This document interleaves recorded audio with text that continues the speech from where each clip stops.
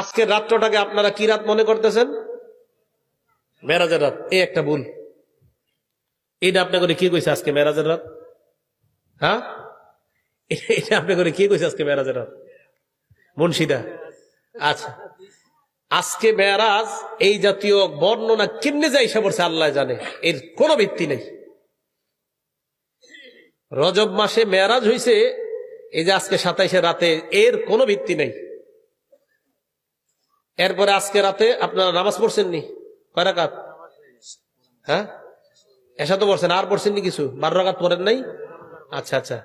সবে মেরাজের কোনো নামাজ নেই, সবে মেরাজের কোনো রোজা নেই, মেরাজের কোনো নামাজ নাই, মেরাজের কোনো রোজা নেই, কিচ্ছু নাই। মানে আমি যে বললাম না সহজটার একটু কঠিন বানাইবেন এখন, যে না এটা তো কিছু একটা দরকার। মানে কি দরকার আপনার? দরকার মানে ওই যে কিছু টাকা টুকা তুইলা জিলাপি খাবেন, এই তো। এটা করবেন না। আজকে মেরাজ, এর কোন সহি নির্ভরযোগ্য কোনো প্রমাণ নাই।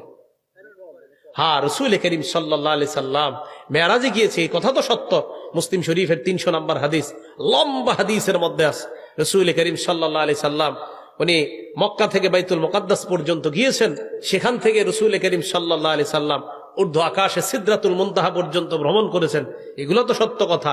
বাকি যাইতে যাইতে জিবরিল আমিন হঠাৎ নবীর থেকে আলাদা হয়ে গেছে, এই কথা যে কোত্থেকে আসছে আমি জানি না।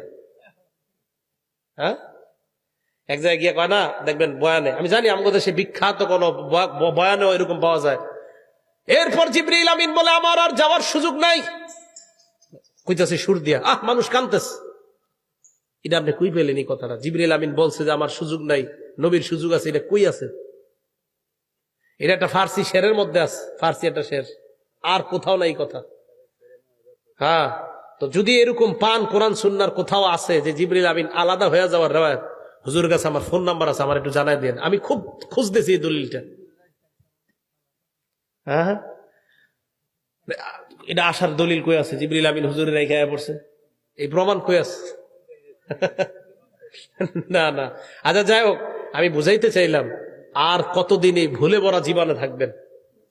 মেরাজ হয়েছে নবীজির, নবীজি সাল্লাল্লাহু আলাইহি সাল্লাম ঊর্ধ্ব আকাশে গিয়েছেন, আল্লাহর পক্ষ থেকে 50 ওয়াক্ত নামাজ নিয়ে আসছে। এটাও বুখারীর বর্ণনা আছে, মুসলিমের বর্ণনা। মুসলিম শরীফের 300 নম্বর হাদিস, বুখারী শরীফের 349 349 নম্বর হাদিস। মুসা নবী কয় কি আনছেন? তো এই কথাগুলো আলোচনা করতে পারেন না। মানে দেখবেন সুন্দর সুন্দর কথাগুলা থুইয়া এমন এমন কথাগুলা মেরাজের রাত্রে আমরা শুনতে চাই, যেগুলো শুনলে না। যেমন আপনারা এরকম শুনছেন কিনা 27 বছরের একটা ঘটনা। হ্যাঁ, এক বেটা তার বিবিরে দেখছে যে মাছ কুটতেছে, মাছ খায় যে কইতেছে, শুনছে। উনি গিয়ে গোসল করছে, গোসল করার পর ডুব দিয়ে দেখে উনি মেয়ে হয়ে গেছে।